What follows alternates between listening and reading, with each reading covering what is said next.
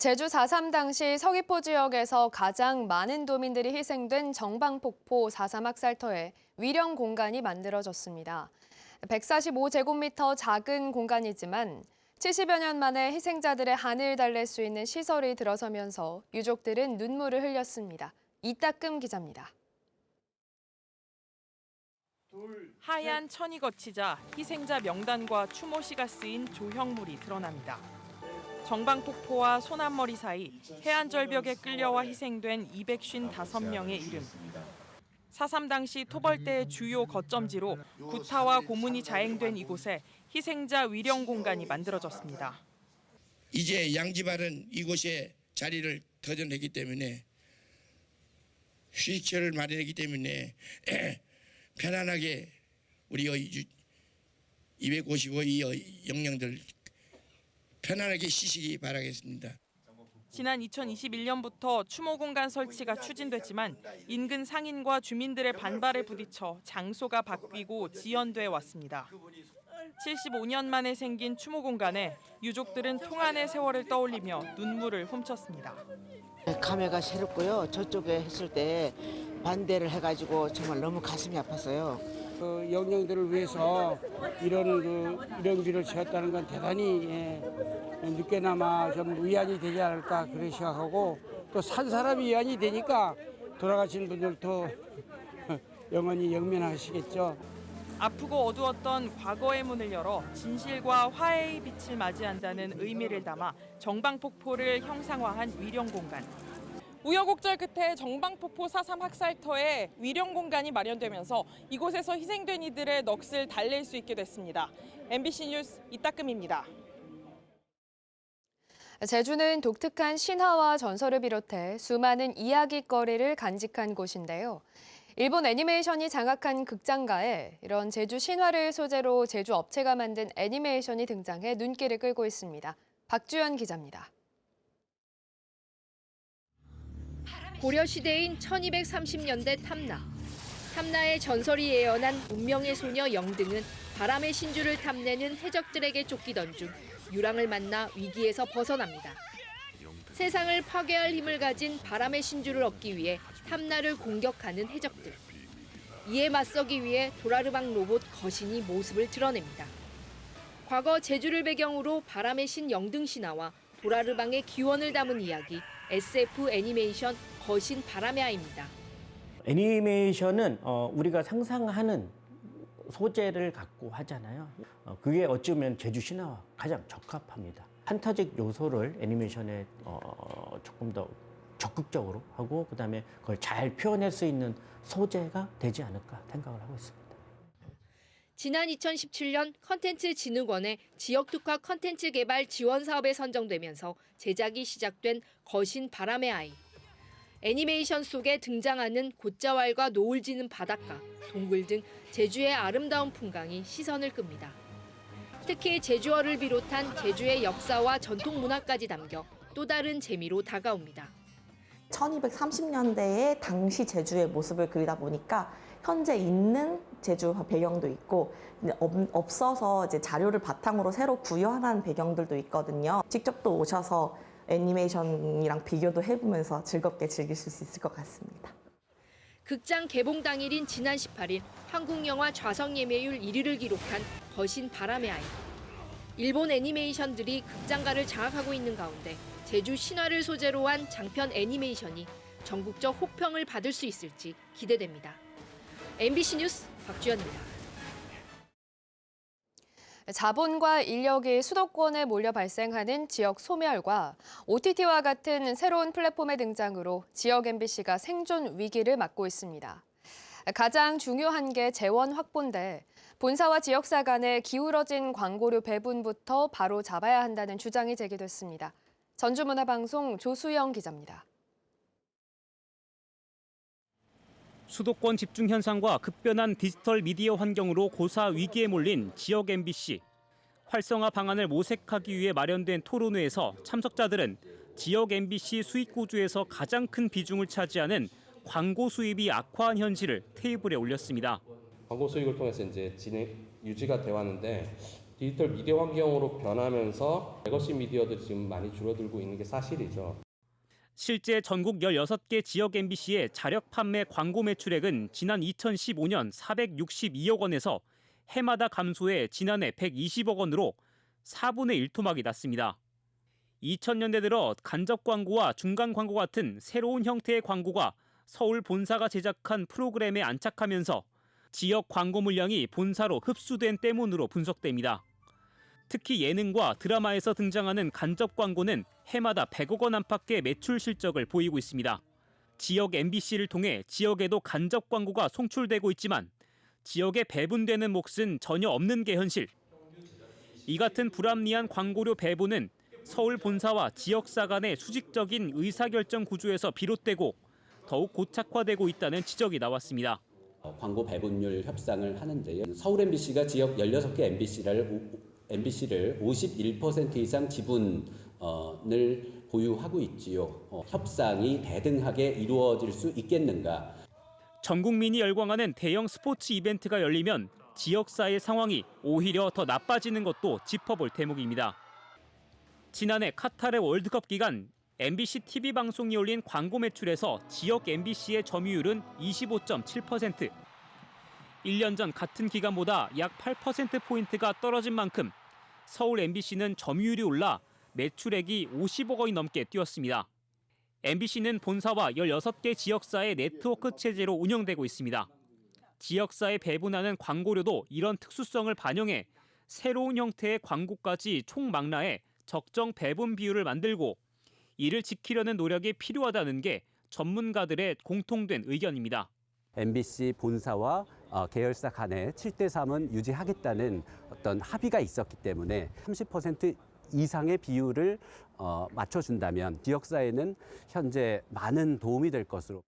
전문가들은 서울 본사 중심의 조직 문화에서 벗어날 것과 지역방송 발전 지원 특별법의 내실화를 해법으로 제시하고 지역방송에는 대중성과 접근성을 두루 갖춘 콘텐츠 제작을 주문했습니다. MBC 뉴스 조수영입니다.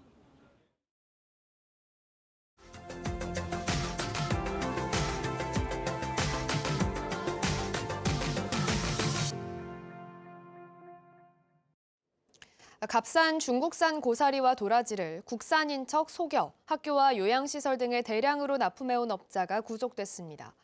최근 나물값이 많이 올랐는데 이런 원산지 둔갑이 잇따르고 있습니다. 장 보실 때도 잘 확인하셔야겠습니다. 변희주 기자입니다.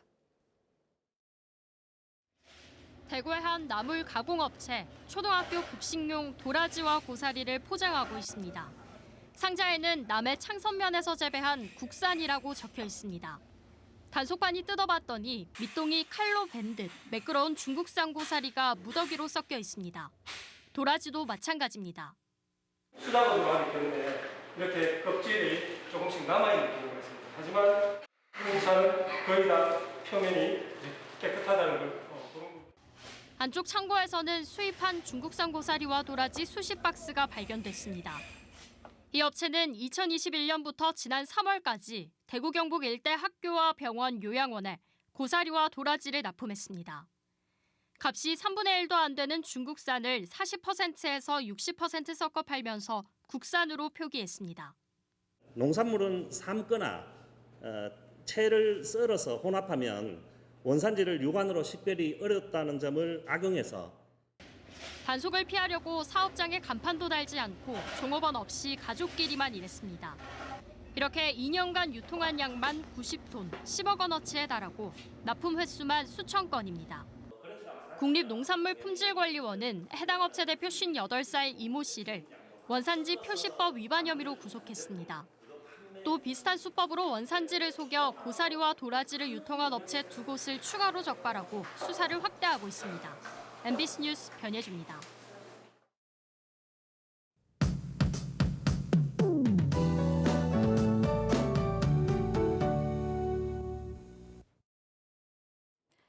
오늘 흐리고 종일 비가 내리겠습니다.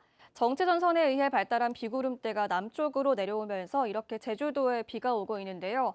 수증기가 대기 중에 많이 떠 있어서 안개가 끼는 곳이 많겠습니다. 현재 북부와 동부 중산간 지역에서는 가시거리가 100m 안팎으로 짧아져 있는데요. 출근길 교통안전에 유의하시기 바랍니다. 비는 내일 아침까지 30에서 80mm 정도 내리겠습니다. 기온은 어제와 비슷하거나 조금 낮겠습니다. 대기가 습해서 꿉꿉하겠는데요. 현재 기온 20도 안팎을 보이고 있고 낮 기온은 제주와 서귀포 23도, 고산 21도 안팎이 예상됩니다. 어제 낮보다 4에서 6도가량 내려가겠습니다. 제주 전 해상에 안개가 껴서 도서 지역에서도 시야가 답답하겠고요. 비가 오면서 벼락이 동반되기도 하겠습니다. 바다의 물결은 오후에 3m까지 높아지겠고 너울로 인해서 해안가에서는 안전사고에 유의하셔야겠습니다. 내일 비가 그친 뒤에 날이 흐리겠고요. 금요일에 다시 비가 내리겠습니다. 기상정보였습니다. 일본인 관광객을 실은 크루즈선이 잇따라 제주에 입항합니다. 제주도에 따르면 르 솔레알호와 니폰 마루호가 각각 관광객 200명과 350명을 태우고 제주항에 입항한 데 이어 오늘은 제주에 입항한 크루즈선 가운데 가장 큰 17만 톤급 MSC 벨리시마호가 3,500명을 싣고 강정항에 도착합니다. 제주도와 제주관광공사는 입항에 맞춰 제주관광설명회와 이벤트를 열 예정입니다. 최근 어선과 유람선, 요트 등이 함께 사용하면서 혼잡해지고 있는 제주시 도두항이 확장됩니다. 제주도는 도두항 방파제와 호안, 부두를 확장하기 위해 내년 7월까지 기본과 실시 설계를 마친 뒤 하반기에 착공하겠다고 밝혔습니다. 제주도는 도두항을 지역 특색에 맞는 어항으로 개발하기 위해 지역 주민 의견을 적극 청취해 반영하겠다고 밝혔습니다. 얕은 바다에서 해산물을 채취하는 해루질을 규제할 수 있는 수산자원관리법 개정안이 국회를 통과했습니다. 더불어민주당 위성곤 의원이 발의한 개정안은 해루질 등 비어업인의 수산자원 포획과 채취 기준을 지자체가 조례로 정하고 비어업인이 해산물을 판매할 경우 200만 원 이하의 과태료를 물리는 내용입니다. 제주에서는 해루질로 인한 해녀들과의 갈등 민원이 연간 300건씩 접수되고 있습니다. 2024학년도 대학 수학능력시험을 앞두고 다음 달 1일 실시되는 6월 모의평가에 제주에서는 고3 재학생과 졸업생 등 수험생 6,400여 명이 응시합니다. 이번 모의평가는 도내 36개 시험장에서 실제 수능시험과 동일한 방식으로 진행되고 코로나19 확진자도 분리 시험장이나 재택, 온라인 방식 중 선택해 응시할 수 있으며 성적표는 다음 달 28일에 제공됩니다. 제주도는 일회용품 사용 줄이기 조례가 시행됨에 따라 공공기관에서 우선적으로 사용을 최소화하기로 했습니다. 이에 따라 제주도와 행정시, 도의회와 공공기관들이 주최하는 행사와 회의에서는 일회용품 대신 다회용품을 사용하게 됩니다.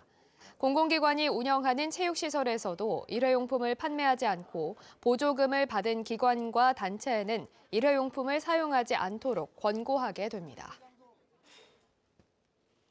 제주시와 서귀포시는 이달 말로 종료되는 주택 임대차 신고제 계도 기간을 1년 연장한다고 밝혔습니다. 이에 따라 계도 기간에 과태료는 부과되지 않지만 신고 의무는 유지돼 계약일로부터 30일 안에 신고해야 합니다. 신고 대상은 보증금 6천만 원 또는 월세 30만 원 초과이며 미신고 또는 거짓 신고는 100만 원 이하의 과태료를 물게 됩니다.